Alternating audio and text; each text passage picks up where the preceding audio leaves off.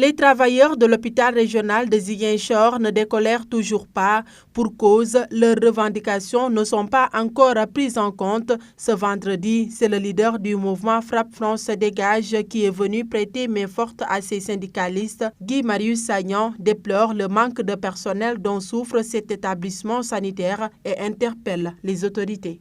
Il n'y a pas de cardiologue, il n'y a pas de néphrologue. Il n'y a pas suffisamment d'urgentistes. Il n'y a pas de gastro.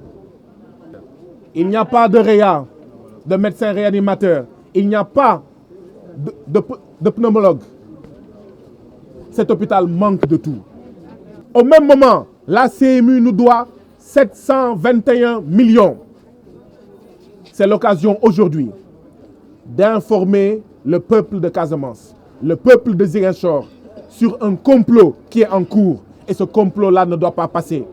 Autre point souligné lors de cette rencontre, c'est la situation des contractuels. Guy Marie demande leur insertion dans la fonction publique.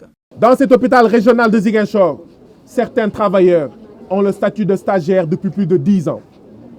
Dans cet hôpital régional de Ziguinchor, certains travailleurs ont le statut de prestataire depuis plus de 20 ans. C'est tout simplement inacceptable. C'est tout simplement scandaleux. Nous dénonçons énergiquement l'exploitation de ces travailleurs. Face à cette situation, le leader de Frappe dit ne pas comprendre le silence du gouverneur et du directeur de l'hôpital. Il demande à ces derniers de porter aussi ce combat pour l'intérêt des populations. Nous dénonçons le mutisme du gouverneur. Nous dénonçons le mutisme de toutes les autorités locales.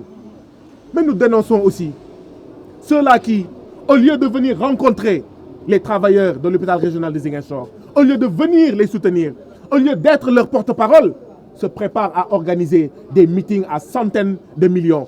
Nous voulons également dénoncer le manque de priorité du directeur de l'hôpital régional de Ziguinchor. Nous voulons rappeler que dans cet hôpital, il y a une centrale à oxygène.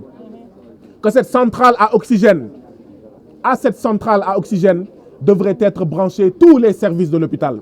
Mais malheureusement, tous les services de l'hôpital ne sont pas branchés à cette centrale à oxygène. Et pourtant, quelques millions seulement, une dizaine, moins d'une vingtaine, suffiraient à brancher tous les services de l'hôpital régional de Ziguinchor à cette centrale à oxygène. Toutefois, les syndicalistes annoncent très prochainement une grande marche pacifique à travers les artères de la ville pour régler définitivement ce problème.